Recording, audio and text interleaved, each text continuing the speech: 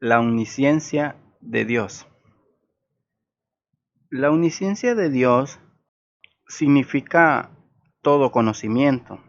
La palabra de Dios dice en Jeremías, en el capítulo 9, versículo 24, mas alabes en esto el que hubiera de alabar, en entenderme y conocerme, que yo soy Jehová, que hago misericordia, juicio y justicia en la tierra. Oramos. Señor, conocemos por tu palabra la realidad de tu conocimiento, que es un regalo de tu gracia, y que tú te revelas a quien tú quieres. Queremos estudiar estas enseñanzas y como resultado conocerte más. Queremos conocerte de una manera íntima y práctica, de manera que nuestro andar sea de un andar íntimo contigo, y que no solo cantemos de labios, más cerca de ti, Señor, sino que nosotros podamos ver en la práctica que tenemos una vida de comunión más íntima. Gracias por esta oportunidad que tú nos das de estudiar tu palabra. Sé nuestra porción, nuestro ayudador. Enséñanos a andar en tus caminos, a interpretar correctamente tu palabra y a llegar a conclusiones correctas, aún acerca de nosotros mismos. Te lo pedimos en el nombre de Cristo. Amén. Al estudiar la doctrina de la omnisciencia de Dios, el conocimiento de Dios, es que Dios tiene un conocimiento exhaustivo, pleno y total de la creación. También que Dios tiene un conocimiento pleno, exhaustivo y total del hombre. Pero si hay un efecto maravilloso acerca de la omnisciencia de Dios, si algo me llama profundamente la atención, algo que deslumbra mi entendimiento, es la capacidad que tiene Dios de conocerse a sí mismo. Es muy bueno que el hombre llegue a conocerse bien a sí mismo, porque eso nos lleva a actuar más conforme a cómo somos, como Dios nos ha hecho, conforme a nuestras fortalezas y nuestras debilidades. Está fuera de lugar que actuemos como algo que nosotros no somos. Si el hombre piensa que tiene la capacidad de volar y lo intenta, fracasará o aún pondrá su vida en peligro, porque él no está hecho para eso. Y es bueno que él lo sepa. Con el tiempo vamos a conocernos mejor a nosotros mismos. Un recién nacido es mejor conocido por los que están a su alrededor que por él mismo. Y a medida que va pasando el tiempo, él tendrá conocimiento de su propia persona, que irá en aumento y pronto le pasará a los que están a su alrededor en cuanto a conocimiento de él. Pero cuando nace, él no se conoce a sí mismo.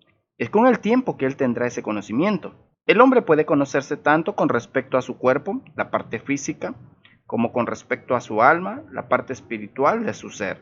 El elefante no sabe que él tiene un corazón que está bombeando, irrigando sangre a través de todo su enorme cuerpo. Es el hombre quien llega a adquirir un conocimiento cada vez más preciso de cómo funciona su organismo. El conocimiento que alguien podía tener hace 200 años atrás con respecto a su organismo ya no se puede comparar con el conocimiento que hoy se puede tener. No solo sabemos la cantidad de huesos, músculos y órganos que tenemos, sino que tenemos ideas bastante precisas del funcionamiento de cada uno de sus elementos. Uno puede saber que su páncreas no está funcionando bien, por lo que pasa con el nivel de azúcar en la sangre, pero los animales no tienen ese conocimiento. Ellos no saben qué es lo que tienen cuando se enferman, qué es lo que está pasando. Sin embargo, aún el conocimiento de estos aspectos que el hombre tiene de su cuerpo físico en sentido general, por lo que tiene todo el mundo o de alguna debilidad particular o alguna enfermedad particular que tiene, aún ese conocimiento es limitado, porque hay un sinnúmero de cosas que todavía no conocemos en sentido general. Se siguen descubriendo asuntos. La ciencia va avanzando, haciendo descubrimientos sorprendentes. Esa realidad que ahora nosotros conocemos siempre estuvo ahí, pero el hombre no la conocía. El hombre adquiere un conocimiento acerca de eso y así es con un montón de cosas más. Y aún en el sentido particular es lo mismo. No solamente no tenemos todo el conocimiento de la ciencia y de la anatomía, sino que nadie sabe perfectamente qué está pasando con su propio cuerpo. Nadie sabe qué está pasando a perfección dentro de cada uno de nosotros. Un hombre puede vivir 80 años sin saber cómo su hígado se mantuvo funcionando por tanto tiempo, sin recibir ningún tipo de mantenimiento. Pero el hombre también puede conocerse espiritualmente. La conciencia le habla, le informa de que es un pecador, que tiene un problema con la justicia de Dios y que tiene que resolver. El hombre puede llegar a conocer si es codicioso, si es honesto, si es una persona desprendida, si es introvertido, si es valiente. El hombre puede conocerse espiritualmente, su parte inmaterial. Y con toda la información que nosotros tenemos en la palabra de Dios, podemos conocer muchísimo acerca del alma del hombre de Dios. Dios nos ha dado mucha información. Sin embargo, aún con toda esa información, el hombre no llega a conocerse perfectamente. Y por eso la Biblia habla de muchos pecados, que son pecados que no son ocultos. Hay situaciones del alma que no sabemos, debilidades que todavía no conocemos. Y Dios trae pruebas y aflicciones a nuestra vida para traer a la luz cosas que antes no estábamos viendo. Es una realidad que no nos conocemos a la perfección. Una persona puede tener un problema de egocentrismo sin nunca notarlo. El hombre puede ser orgulloso sin saberlo. Pero más lejos aún, el hombre puede pasar por esta vida y morir sin nunca saber que tenía un alma que preparar para llegar a la eternidad. Y eso es terrible. Qué limitado es el conocimiento que el hombre tiene de sí mismo. Y nosotros podemos empezar a enumerar las cosas que conocemos y hacer un listado tan y tan grande que concluyamos qué gran conocimiento tenemos. Pero también tenemos que reconocer que es tan limitado ese conocimiento porque hay otro número mayor de cosas que todavía no conocemos. Con Dios no es así. Por eso a mí me sorprende el conocimiento que Dios tiene de sí mismo. Que Dios te conozca a ti y a mí a la perfección. Eso es grande. Pero ese conocimiento tiene un límite. Porque tú eres finito y yo también. Pero que Dios se conozca perfectamente a sí mismo, que es infinito, no lo entiendo. Pero ese es el conocimiento que Dios tiene de sí mismo. Pues de ese Dios es quien estamos hablando. Ese es el creador de todo lo que existe. Ese es nuestro Dios y le reconocemos como nuestro Señor y Salvador. Quiero definir de forma limitada la omnisciencia de Dios. La omnisciencia de Dios es la habilidad ilimitada de la mente de Dios de conocer y comprender de tal manera que sabe todas las cosas reales y posibles, pasadas, presentes y futuras, teniendo a su vez la habilidad ilimitada de aplicar lo que conoce para el logro de sus fines. Ahí está su conocimiento y su sabiduría, conocimiento y la aplicación de ese conocimiento. El Salmo 147 en el versículo 5 nos dice: grande es el Señor nuestro y de mucho poder, y su entendimiento es infinito. Un entendimiento que no puede contarse, no tiene límites. Los hombres se pueden comparar en la inteligencia unos con otros, el coeficiente de inteligencia que se refieren a algunos como genios. Sin embargo, el conocimiento y la sabiduría de Dios no pueden contarse. No hay un coeficiente para medir la sabiduría de Dios. El hombre se cree muy inteligente. El hombre piensa que es lo último, que es una criatura maravillosa. Pero comparado con el conocimiento de Dios, la comparación es una distancia infinita. Porque el conocimiento de Dios es infinito. Nosotros podemos tener un cierto conocimiento de las cosas que aprendemos, de los libros, un hecho de la historia, la existencia de un animal, la fabricación de un medicamento, un país que no sabíamos que existía en tal sitio, que hay tantos millones de personas. Podemos aprender cuál es la capital, el tipo de religión que tiene, una serie de detalles. Pero vamos aprendiendo estas cosas. Lo que esto nos enseña es que ignoramos un montón de cosas. Para aprender hay que ser ignorantes de algo. Sin embargo, Dios no ignora absolutamente nada, porque lo sabe absolutamente todo. Nosotros podemos ser descuidados, aún con el conocimiento que tenemos, pero Dios actúa siempre en consonancia con el conocimiento que tiene, porque es sabio. Nosotros a veces tomamos riesgos. Me voy a arriesgar. Tengo un tanto por ciento de probabilidad de que eso sea así, de que me vaya bien porque lo he estudiado. Pero muchas veces tomamos decisiones equivocadas, un riesgo mal fundado, y nosotros vemos las consecuencias en nuestras propias vidas, porque no conocemos los detalles, las circunstancias, los peligros a los que estamos expuestos. Podemos confundirnos, podemos olvidarnos de las cosas, pero a Dios eso nunca le pasa. Con Dios es muy diferente. Dios nunca ha aprendido nada porque siempre lo ha sabido todo. Él conoce todo lo que puede ser conocido y lo conoce a la perfección. A.W. Tozer, citado en el libro de Dios cara a cara en su majestad de John MacArthur, dice: Dios conoce todas las causas, todos los pensamientos, todos los misterios, todos los enigmas, todos los sentimientos, todos los deseos, cada secreto que no ha sido expresado, todos los tronos y dominios, todas las personalidades, todas las cosas visibles e invisibles, en el cielo y en la tierra. Dado que Dios conoce todas las cosas perfectamente, Él no conoce nada mejor que otra, sino que todas las cosas las conoce igualmente bien. Nunca descubre nada, nunca es sorprendido, nunca se asombra de nada. Dios nunca se maravilla por algo, no busca información y tampoco hace pregunta, excepto cuando lo hace con los hombres para el bien de ellos.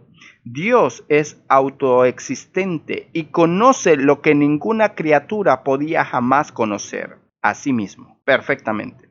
Solo aquel que es infinito puede conocer lo infinito.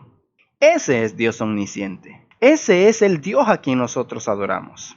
Y por eso yo quiero hablar acerca de que Dios tiene un conocimiento completo y perfecto de sí mismo. Mateo, en el versículo 27 del capítulo 11, nos dice: Todas las cosas me fueron entregadas por mi Padre, y nadie conoce al Hijo, sino el Padre. Ni el Padre conoce a alguno, sino el Hijo, y aquel a quien el Hijo lo quiera revelar. El Padre y el Hijo se conocen. Y de ese conocimiento, el Hijo lo revela a quien quiere revelarle. ¿Quién es que se asombra por la excelencia, la majestad, la belleza de Jesús? Aquel a quien Cristo se lo quiere revelar.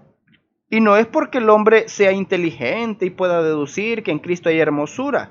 Si tú no ves nada hermoso en Jesucristo, eso es porque todavía Cristo no te lo ha revelado a tu corazón. Porque si Cristo te lo revelara en tu corazón, tú vieras a Cristo, lo vieras hermoso, majestuoso, excelso. Como tú no lo has visto y tu conocimiento es muy limitado, por eso Dios tiene que revelar esa hermosura. Y el texto nos demuestra que el conocimiento que tiene el Padre del Hijo y el Hijo de su Padre es perfecto. Ellos sí se conocen entre sí. Ahora bien, Dios el Padre es infinito. Y Dios el Hijo es infinito, y ellos se conocen. Una pareja de esposos pueden pasar la vida entera juntos, muchos años juntos, celebrar bodas de oro, y todavía siguen descubriendo cosas. Pero el Padre conoce al Hijo perfectamente desde antes de la fundación del mundo y por toda la eternidad. Y viceversa, porque Dios conoce a Dios. Solo Dios se puede conocer a sí mismo, porque es infinito.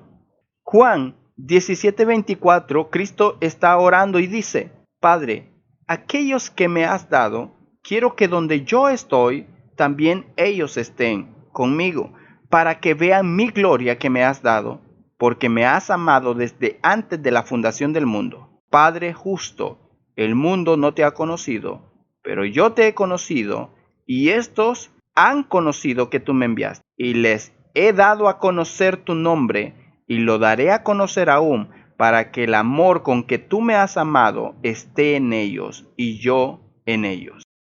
Cristo dice: el mundo no te ha conocido, pero yo te he conocido, Padre. ¿Quién puede decir eso? En el contexto de que el Espíritu Santo intercede por nosotros con gemidos indecibles en la oración, Romanos capítulo 8, versículo 27 dice: Mas el que escudriña los corazones sabe cuál es la intención del Espíritu, porque conforme a la voluntad de Dios intercede por los santos. Cuando nosotros oramos, no sabemos orar como conviene. Entonces, el Espíritu Santo intercede por nosotros con gemidos indecibles. Dios, el Padre, recibe esta oración e interpreta las intenciones del Espíritu, y por consiguiente, el Padre recibe nuestra oración y contesta. Yo no lo entiendo, pero eso es lo que ocurre. ¿Por qué? Porque es un conocimiento que está entre Dios el Padre y Dios el Hijo. ¿Quién puede entender cómo Dios el Padre puede interpretar las intenciones, las motivaciones que hay en el Espíritu y sus gemidos indecibles? Si nosotros no podemos saber las intenciones de otra persona igual que nosotros, con inclinaciones parecidas, mucho menos las del Espíritu.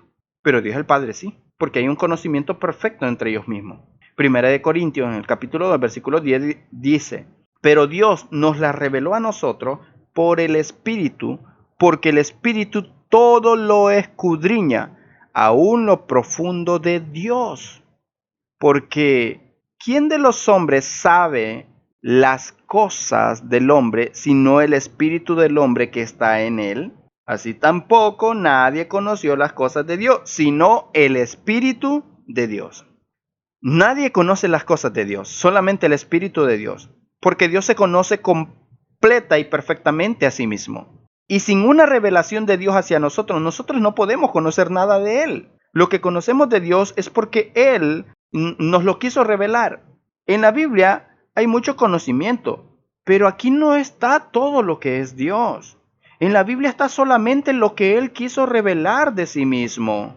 Una persona se puede memorizar la Biblia entera si quiere, pero eso no es conocer a Dios, porque es que Dios es infinito y en la Biblia solamente está lo que Dios quiso revelar, que para su propósito es suficiente. La Biblia tiene un principio y un fin. Esta palabra no es infinita, es eterna, pero no es infinita.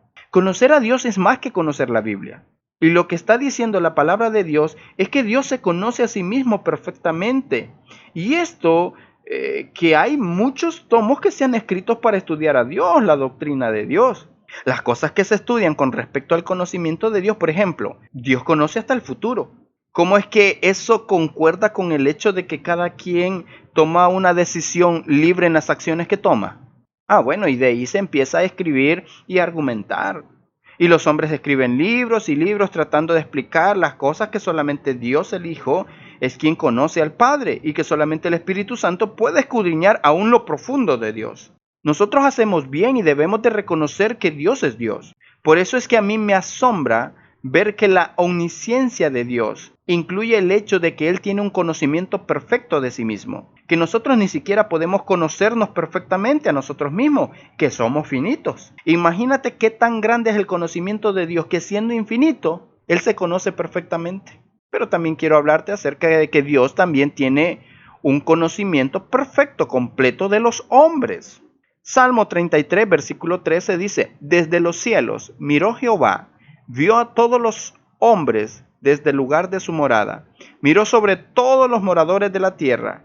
Él formó el corazón de todos ellos, atento está a todas sus obras.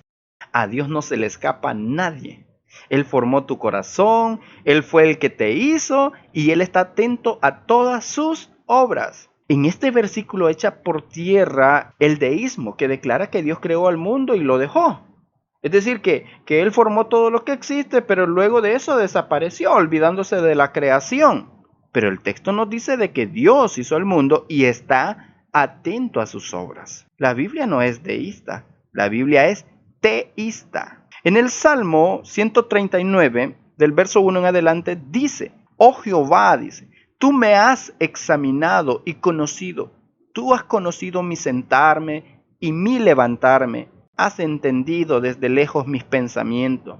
Has escudriñado mi andar y mi reposo. Quiere decir que Dios sabe hasta cómo es que dormimos. Dios sabe quién duerme boca abajo, quién duerme boca arriba, quién se duerme de lado, quién es el que ronca. Todas las mañas que tú tienes para dormir, Dios las sabe. En este texto nos muestra que Él conoce hasta los detalles. Pero sigue diciendo el texto: y todos mis caminos te son conocidos, pues aún no está la palabra en mi lengua, y he aquí, oh Jehová, tú la sabes toda. Es decir, que yo no he dicho nada y Dios ya lo sabe. Dios conoce los pensamientos. Sigue el texto, versículo 5. Detrás y delante me rodeaste, y sobre mí pusiste tu mano. Tal conocimiento es demasiado maravilloso para mí. Alto es, no lo puedo comprender. ¿A dónde me iré de tu espíritu y a dónde huiré de tu presencia? Aquí ya el salmista se está refiriendo a la omnipresencia de Dios. Pero, ¿por qué Dios nos conoce de forma completa y perfecta? Bueno, es que Él nos hizo. Veamos lo que dice el versículo 13 de ese mismo capítulo. Porque tú formaste mis entrañas. tú me hiciste en el vientre de mi madre. Te alabaré porque formidables, maravillosas son tus obras. Estoy maravillado y mi alma lo sabe muy bien. No fue encubierto de ti mi cuerpo. Wow. Dios sabe cuáles son cada uno de los defectos que nosotros tenemos en el cuerpo. Dios sabe cómo nuestras venas y arterias están entretejidas en el cuerpo. Uno la tiene de una forma y otro en otra dirección. Uno lo tiene más superficial y otro más profundo. Dios sabe cómo tiene a cada persona. Pero sigamos con el texto. Dice el versículo 15, no fue encubierto de ti mi cuerpo, bien que en oculto fui formado y entretejido en lo más profundo de la tierra. Habría que ver cómo está conformado el cerebro. Y Dios formó exactamente cada cosa que está en el cerebro. Versículo 16. Mi embrión vieron tus ojos, y en tu libro estaban escritas todas aquellas cosas que fueron luego formadas, sin faltar una de ellas. Dios te hizo como tú eres. Es un conocimiento maravilloso y nosotros tenemos toda una vida para darnos cuenta de cómo es que somos y cuáles son nuestras debilidades y qué enfermedades congénitas tenemos. Pero ya Dios lo sabe porque fue Él que nos hizo. El salmista dice, Dios me formó. Y el salmista no es Adán para decir que Adán es el único que puede decir eso. Cualquier bebé que es formado en el vientre de una mujer, la escritura se lo atribuye a Dios. Es un acto creador de Dios esa formación. En el versículo 17 del mismo capítulo dice, cuán precioso me son, oh Dios, tus pensamientos. Cuán grande es la suma de ellos. El salmista se veía desnudo delante de Dios y los hombres buscan la manera de ocultar cosas a Dios. Cómo yo reacciono, cómo hablo, qué motivación tengo para hacer las cosas. Dios te conoce íntimamente todo porque Él te formó. Dios sabe todo lo que tú estás tratando de ocultar. Dios conoce tu sinceridad o tu hipocresía. Dios lo conoce absolutamente todo. El salmista dijo, estoy desnudo, no hay nada que pueda ocultar de ti, oh Dios. Entonces, él concluye con el versículo 23 diciendo, examíname, oh Dios, y conoce mi corazón, pruébame y conoce mis pensamientos. Verso 24, y ve si hay en mí camino de perversidad y guíame en el camino eterno. En otras palabras, el salmista dice, es inútil que yo me pase la vida escondiendo de Dios. Yo no voy a hacer lo que Adán y Eva hicieron, que se escondieron en el huerto. Mi llamado es Dios. Ven, conóceme y pruébame. Esta es la reacción que debe de ser de todos nosotros. No podemos escondernos de Dios. Ven y examíname cómo yo soy, qué tengo. ¿Mis caminos son agradables delante de ti, Señor? Muéstrame. Eso es un reconocimiento humilde de que Él no se conoce a sí mismo. Pruébame y ayúdame a conocerme a mí mismo. Por eso, Él le pide que le muestre sus errores, que le muestre lo que le son ocultos. Es el conocimiento que Dios tiene de nosotros, perfecto. Tú no has dicho una cosa y Él ya lo sabe, porque Dios conoce tus pensamientos. Dios conoce todo lo que cada uno de nosotros hemos pensado mientras estamos en esta clase. ¿Está Dios agradado con los pensamientos que tú estás teniendo hoy? Aquí está Dios a tu lado y a mi lado. Si somos honestos, si tomamos el temor de Dios en serio, debemos de escandalizarnos igual por aquellas cosas que tan solamente están en nuestra mente y por aquellas cosas que están fuera de nuestro cuerpo. Ese es el temor a Dios. Hay una diferencia entre pensar una cosa y hacerla. No se puede negar eso. No es lo mismo pensar un adulterio que llevarlo a cabo. Pero deberíamos de escandalizarnos igual. Por eso Cristo dice que el que mira a una mujer para codiciarla ya adulteró con ella en su corazón. Pero si tú no lo ves así, significa que tú no estás viendo las cosas como Cristo las ve. Pero Cristo las ve así. Ante la realidad y la omnisciencia de Dios, de que no hay rincón en nuestro ser que esté oculto de Dios, nosotros tenemos que transparentarnos del todo delante de Dios. No actuar como si hubieran áreas que Él no supiera de nuestra vida y rogarle al Señor que nos ayude a tener una vida de pensamientos que sea agradable delante de Él.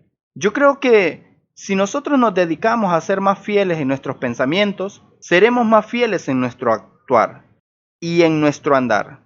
Es una lucha en nuestra mente. El diablo quiere que nosotros guardemos rincones que no sean de Dios en nuestra alma. Y tal cosa no debe de ser. Esa es una senda torcida. Qué bueno que Dios lo conoce todo y es perfecto. Ese pensamiento puede ser muy aterrador para el pecador, pero es de consolación para el Hijo de Dios. Por eso el salmista pudo decir: examíname, oh Dios, y pruébame. Que Dios nos conceda ese espíritu de examen. El Salmo 44 en el versículo 20 nos dice: si nos hubiéramos olvidado del nombre de nuestro Dios, o alzado nuestras manos a Dios ajeno, ¿no demandaría Dios esto? Porque Él conoce los secretos del corazón. Nadie se dio cuenta de eso. Si solo es un olvido, pero no es así. Porque dice el texto que eso no es así. Es importante. El verso nos dice que Dios lo demandará, porque Él ve los secretos del corazón. Entonces, debemos de tratar de recordar las cosas, pues debemos de recordar las cosas que debemos de hacer delante de Dios. No podemos argumentar: ay, se me olvidó, porque el texto nos dice que Dios demandaría eso. En Juan capítulo 2, en el versículo 23 nos dice, 23, estando en Jerusalén en la fiesta de la Pascua, muchos creyeron en su nombre, viendo las señales que hacía. Pero Jesús mismo no se fiaba de ello, porque conocía a todos y no tenía necesidad de que nadie le diese testimonio del hombre, pues él sabía lo que había en el hombre. Cristo sabía que ellos no eran creyentes de verdad, que ellos habían creído por la señal que él había hecho, de manera entonces de que Cristo también evalúa la sinceridad de la profesión de fe de las personas. Hebreos 4:12 nos dice: porque la palabra de Dios es viva y eficaz, y más cortante que toda espada de dos filos, y penetra hasta partir el alma y el espíritu, las coyunturas y los tuétanos, y discierne los pensamientos y las intenciones del corazón. Y no hay cosa creada que no sea manifiesta en su presencia. Antes bien, todas las cosas están desnudas y abiertas a los ojos de aquel a quien tenemos que dar cuentas. ¿Cuántas cosas dice? Todas. Es por eso que la palabra de Dios puede venir a nuestra vida y hablar. La motivación con la que tú estás haciendo eso no es buena, porque Dios discierne las intenciones. Dios discierne en nuestros pensamientos, y ahí estamos nosotros en nuestro devocional, y Dios nos dice: así no, así eres tú. ¿Y quién se lo dijo a Dios? Él nos habla con su palabra. Qué bueno que Dios es omnisciente, porque entonces nos puede dar la medicina correcta a través de su palabra, y discierne las intenciones y nuestros pensamientos, penetra como una espada aguda hasta partir el alma, el espíritu, las coyunturas y los tuétanos.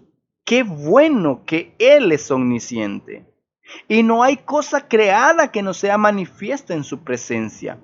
Todas las cosas están desnudas y abiertas, y le tenemos que dar cuenta. Entonces, ese conocimiento de Dios lo abarca todo. Abarca nuestras acciones, pero también lo que pudimos haber hecho. Dios sabe lo que pudimos haber hecho. En las Escrituras hay ejemplos de eso. En el caso de Abimelech, que Dios le dice: si no te advierto, tú hubieras pecado con Sara. Dios puede decirnos hasta lo que pudo ser, pero no solamente nuestras acciones, sino también nuestras palabras. Dios conoce lo que decimos. El Salmo 139 en el verso 4 nos dice: pues aún no está la palabra en mi lengua, y he aquí, oh Jehová, tú la sabes toda. Por eso también Él conoce nuestras necesidades antes de que nosotros se lo digamos en oración. La oración no es para informarle la situación a Dios, no. Tú sabes esto, déjame contarte. Eso no es correcto, que cuando una persona ora, haga eso, empiece a hacer un recuento. Mira, señor, fulano de tal se puso mal y tuvo que venir en la ambulancia y llevárselo a la clínica. No, a Dios no hay que informarle de eso cuando estamos orando. Eso lo decimos para información de nosotros. Cuando vamos a orar es: Dios, nuestro deseo es que sanes a fulano, si es tu voluntad, porque creemos que eres capaz de hacerlo y tú conoces ya su situación. Dios conoce las palabras, conoce todos los pensamientos, que es una de las áreas que las personas piensan que están más libres.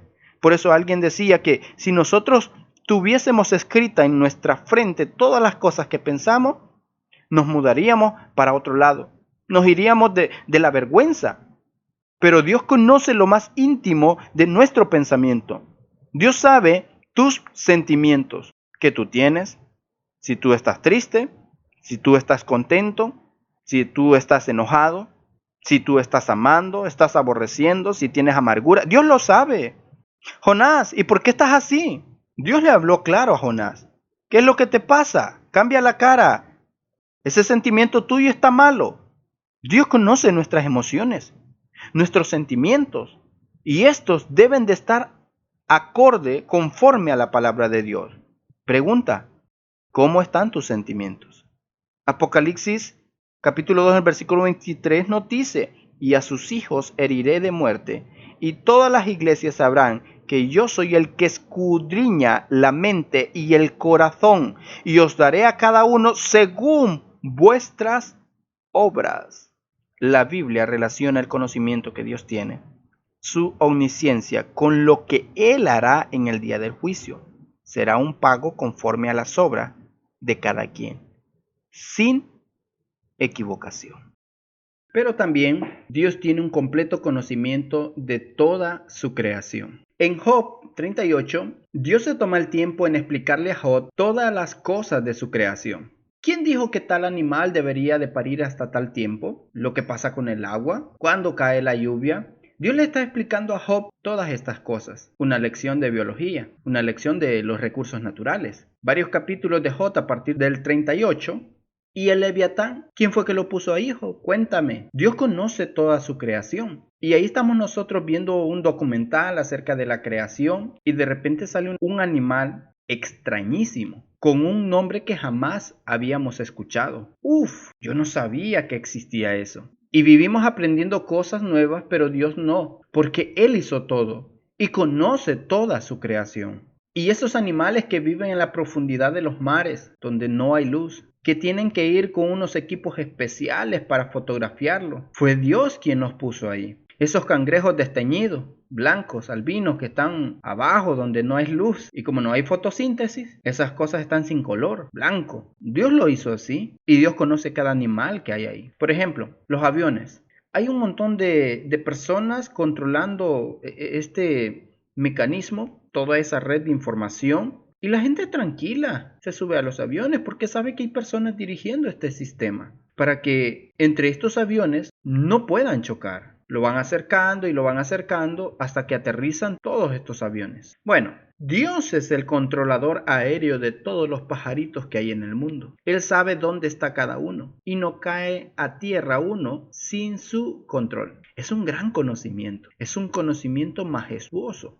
Algunos llegaron a decir que no es digno de la majestad de Dios. Decir que el conocimiento abarcaba las cosas más insignificantes. No podemos decir que Dios sabe cuántas pulgas hay en un perro, porque eso no es digno de Dios. Pero lo que la Biblia dice es que Él lo conoce todo. Él sabe cuántos son los cabellos que tenemos cada uno de nosotros en la cabeza, sean pocos o sean muchos. Dios lo sabe. Y la Biblia nos presenta esta información para que sepamos cuánto conoce nuestro Dios. Porque si Él sabe eso, entonces Cristo usó esa información para decirnos, tú no debes de estar afanoso porque Dios conoce tu necesidad. Es Dios que viste los lirios del campo. Entonces Dios despliega ese conocimiento para que tengamos consuelo.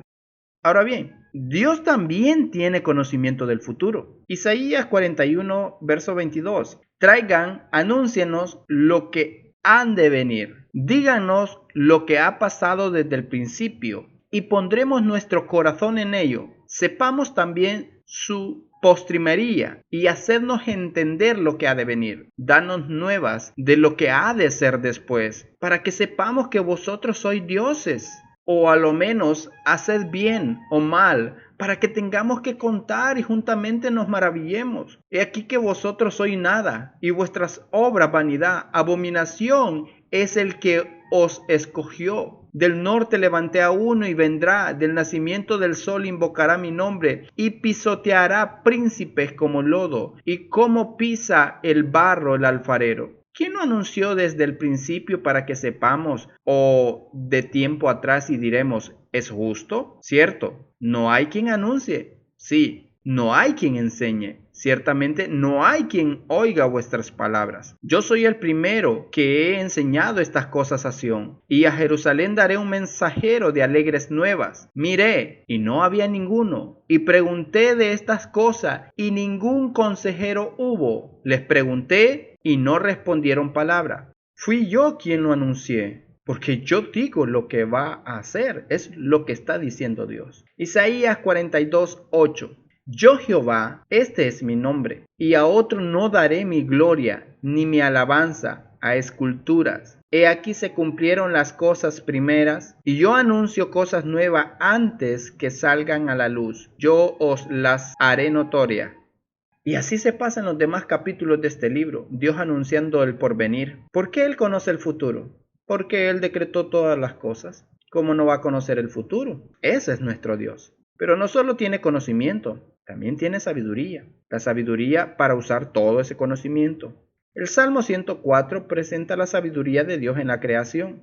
Veamos el versículo 24 del Salmo 104. Cuán innumerables son tus obras, oh Jehová. Hiciste todas ellas con sabiduría. La tierra está llena de tus beneficios. La tierra es una manifestación de la sabiduría de Dios. Y ustedes leen todo el capítulo y habla de lo que pasa con las nubes, de lo que pasa con los cimientos de la tierra, lo que pasa con los arroyos, de lo que pasa con los animales y las casas donde se guardan. Toda una descripción que habla de la sabiduría de Dios, conocimiento puesto en práctica de forma perfecta. Un tema interesante de considerar es el tema de la belleza. ¿Por qué las cosas son hermosas? ¿Por qué?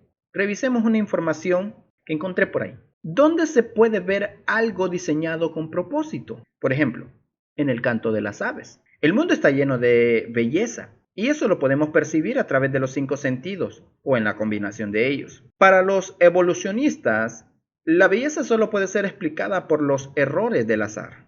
¡Uy! Me salió bonito.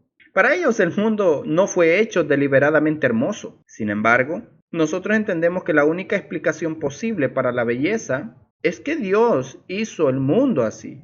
Por eso es que el mundo es hermoso. Esto no salió así de hermoso. Dios lo hizo hermoso y lo diseñó para hacer un despliegue de su sabiduría, de su poder y de su bondad. Dios es bueno con nosotros, haciendo cosas hermosas para deleitarnos en ellas, viéndolas y escuchándolas. El arco iris, eso no es fruto de la casualidad, eso lo hizo Dios. Pensemos en las auroras boreales. Las personas viajan al polo sur para ver esas manifestaciones, van al norte y tratan de ver las que ocurren cerca de Canadá. Eso es algo majestuoso. Pero veamos un escollo para los evolucionistas, el canto de las aves. Aunque los evolucionistas dicen que el canto de las aves fue evolucionando para que las aves pudieran tener una selección de las parejas y aprender a cantar cada vez más para poder conquistar más, los pájaros que cantaban bien ganaban sobre los que no cantaban bien. El problema es que para que los pájaros produzcan ese sonido tan hermoso, se necesitan mecanismos extremadamente complejos que no surgieron por casualidad. Por otro lado, las aves no tienen apreciación de belleza, como el hombre lo tiene. Y lo que se escucha del canto de las aves, solo músicos expertos pueden determinar qué es lo que está ocurriendo con lo que están cantando esos pájaros. Las aves no pueden tener ese entendimiento, pero Dios puso eso en las aves. Además, hay aves que no tienen problemas de ningún tipo de supervivencia, ni para encontrar pareja, aunque no se entonen ni una sola nota. Ahora bien, lo que hace que la música sea hermosa es que tenga melodía, armonía, ritmo y tiempo. Y todos esos elementos están presentes en el canto de las aves. Y cuando cantan, no hacen el mismo sonido que cuando están haciendo una llamada de alerta. Se sabe cuando un pájaro está advirtiendo a otro que hay un peligro cerca. Y cuando está cantando es otra cosa. Cantan melodías que duran varios segundos, dependiendo de la especie que sea. Así es la duración de su canto. Hay pájaros que pueden cantar hasta 45 notas por segundo. Pueden cantar notas bien agudas.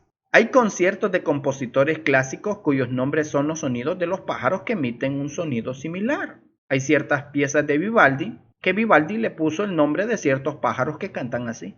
Hay variedad entre las aves y no todas cantan igual. Hay que ver cómo cantan esos ruiseñores. Hay una gran variedad de sonidos que tienen los ruiseñores. Es algo hermoso. Una de estas aves puede imitar las canciones de otros pájaros. Hay personas que dicen, yo no puedo componer la mía, pero me puedo aprender la de otros. Y se aprenden las composiciones de 76 aves distintas y de otras especies. Pueden escuchar una pieza musical y reinterpretarla. Se cuenta de un pájaro que canta en la escala pentatónica. Y para tener una idea, son las teclas negras que están en el piano. Hay un pájaro que canta solo en esas teclas, nada más, a la perfección. Otros pueden tocar 2 notas al mismo tiempo.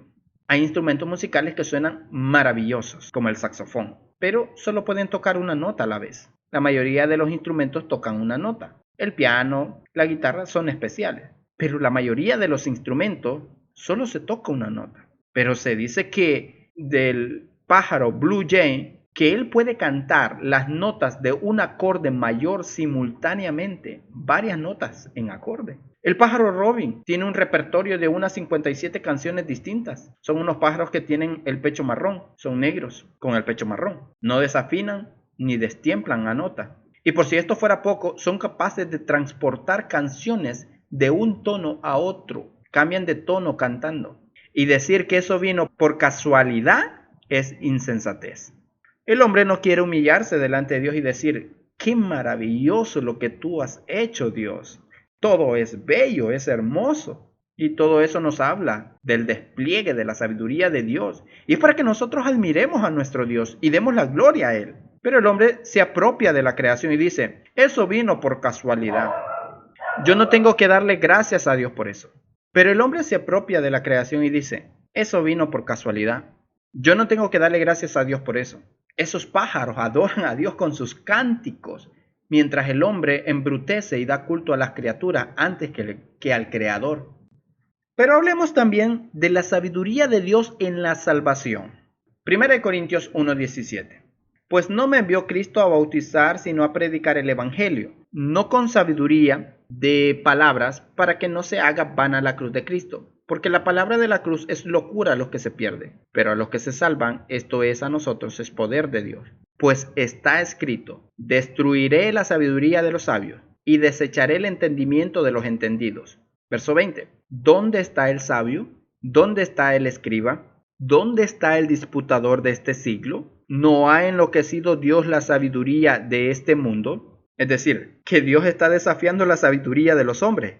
Pero sigue diciendo el texto, verso 21. Pues ya que en la sabiduría de Dios el mundo no conoció a Dios mediante la sabiduría, agradó a Dios salvar a los creyentes por la locura de la predicación. Ese es el único método. Verso 22. Porque los judíos piden señales y los griegos buscan sabiduría. Señores, vengan y sean salvos en un Cristo que se murió. Esa es la salvación que proclamamos.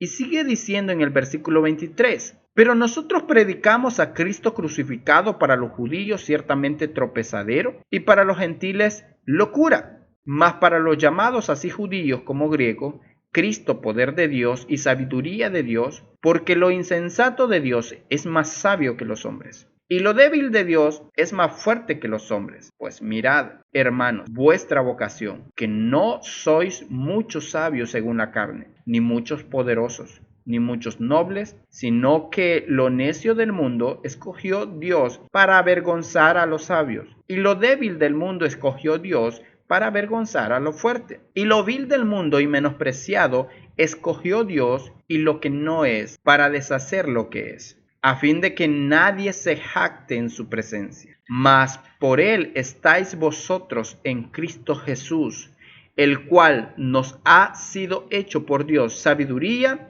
justificación, santificación y redención, para que, como está escrito, el que se gloría, gloríese en el Señor. Un plan increíble de concebir en la mente humana. Eso no tuvo origen humano, eso tuvo origen divino. El plan de salvación, el método de salvación solamente pudo haber sido concebido en la mente de Dios. Y hoy estamos aquí por ese plan, que es locura. Ese método utilizó Dios para traernos con cuerdas de amor. ¡Qué sabio es nuestro Dios! Romanos 11:23 dice, Oh profundidad de las riquezas, de la sabiduría y de la ciencia de Dios. Cuán insondables son sus juicios e inescrutables sus caminos. Porque ¿quién entendió la mente del Señor? ¿O quién fue su consejero? ¿O quién le dio a él primero para que le fuese recompensado? Porque de él y para él son todas las cosas. A él sea la gloria por los siglos. Amén. Cuán diferentes son sus caminos a los nuestros. Qué bueno que Él es el sabio. Esta doctrina o enseñanza tiene mucha aplicación práctica para nosotros. Una de esas aplicaciones es que esta doctrina de la omnisciencia de Dios nos hace un llamado al autoexamen y a la transparencia. Nosotros no podemos ocultar nada de Dios. Vivamos transparentes delante de Dios. Vemos la insensatez de la hipocresía. La hipocresía es una insensatez. El salmista por eso decía, examíname y escudriñame. No tenemos nada que ocultar. ¿Qué pasó con el encuentro que Cristo tuvo con Pedro? Pedro, ¿me amas? Señor, tú sabes que yo te amo. Tú sabes todas las cosas, le dijo Pedro. Me gustaría que fueras honesto en la oración de hoy diciéndole, Señor, tú sabes que yo te quiero. Señor, tú sabes que yo te adoro. Pero también tú sabes que estoy lleno de pecado. También tú sabes que yo tengo cosas que mejorar. También tú sabes que yo tengo área en la cual yo estoy luchando. Yo te pido que tú me ayudes. Yo quiero vivir transparente delante de ti, en mis sentimientos, en mis motivaciones, en mis pensamientos. Todo aquello que es oculto para los hombres, yo lo pongo delante de tu trono, Señor. Yo quiero que tú tomes esas áreas de mi vida para ti. Esta doctrina demanda ese tipo de compromiso. Pero también esta doctrina de la omnisciencia también nos hace un llamado a confiar en Dios en medio de las adversidades de la vida. Él es el que dice en Isaías 55, versículo 8 y 9, que sus pensamientos no son nuestros pensamientos. Por lo tanto, cuando vienen las adversidades de la vida, Él está poniendo en práctica esa omnisciencia que Él tiene y esa sabiduría para usar ese conocimiento para los mejores fines, incluyendo utilizar esa aflicción para producir en nosotros un bien por el cual le daremos gracias por la eternidad a Dios, porque Él es el sabio. La doctrina de la omnisciencia de Dios nos hace un llamado a reconocer el enorme valor de su sabiduría. Dios es sabio y nosotros debemos de procurar tener la sabiduría de Dios. Qué triste fue para Salomón que con tanta sabiduría cayó. Solo Dios es perfecto en sabiduría.